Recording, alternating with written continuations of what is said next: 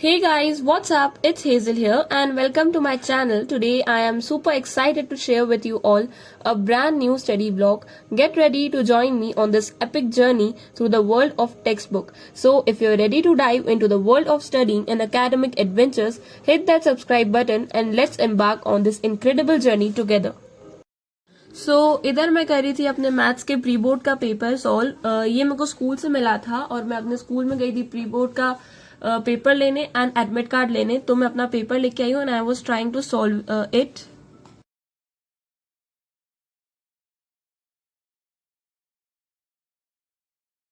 सो here मेरा paper was almost completed and मैं अपने सारे क्वेश्चंस काफी इजीली अटेम्प्ट कर पा रही थी मैथ्स के। सो आई थिंक कि मेरी प्रिपरेशन अभी अच्छी चल रही है। देन मैंने अपना खाना खाया and it was 9:33। Then again मैं अपने एक वीक टॉपिक पे प्रिपेयर करने बैठ गई, दैट इज हिस्ट्री का chapter, print culture and modern world. ये मुझे थोड़ा सा कंफ्यूजिंग लगता है, सो मैंने इसका लेक्चर देखा और शॉर्ट नोट्स बनाती जा रही थी and I studied that chapter very perfectly. Then it was next day, मैं सो गई थी। 8:33 तक मैं उठी। I drank my warm water, मेरी आदत है।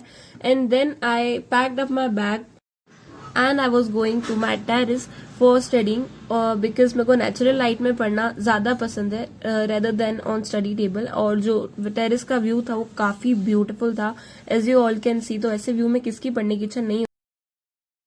सो here I was solving basic maths का एक क्वेश्चन पेपर। पिछले साल का था, इट वाज लाइक 2022 का पेपर था इट वाज, एंड मैं उसको सॉल्व कर रही थी।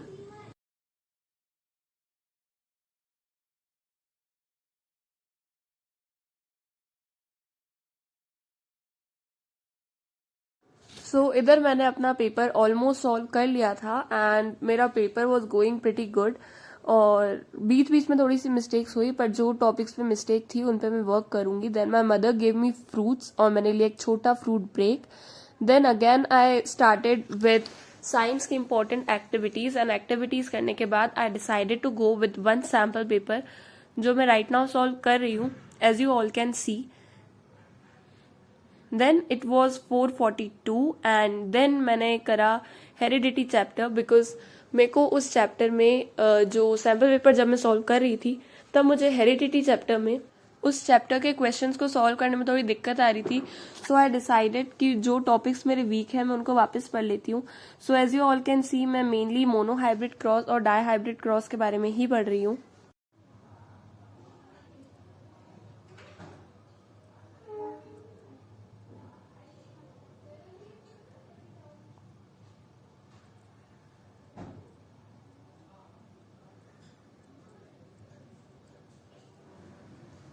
So it was 6:41 and I decided to go with all the weak topics जो मेरे को NCERT से लगते हैं and I decided to do that topics। तो ये चैप्टर है एरियाज रिलेटेड टू सर्कल्स। इसमें कुछ ऐसे स्पेसिफिक क्वेश्चंस हैं जो केस बेस्ड की तरह उठ के आ जाते हैं और मेरे को थोड़े से वीक लगते हैं। जब भी मैं उन क्वेश्चंस को अटेम्प्ट करती हूँ तो मैं उन क्वेश्चंस में अटक जाती हूँ, तो मैं उनको वापस से सॉल्व करके देख रही हूँ।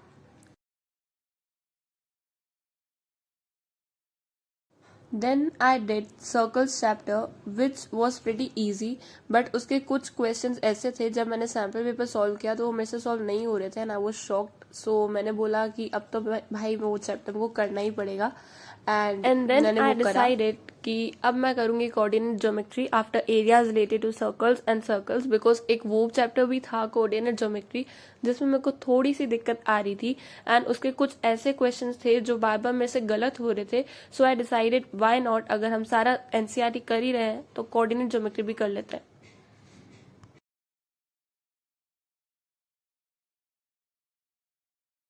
So here I was almost done with coordinate geometry जो मैं सॉल्व कर रही थी। सो यस, ये रहा सब कुछ जो मैंने अभी प्रिपेयर करा।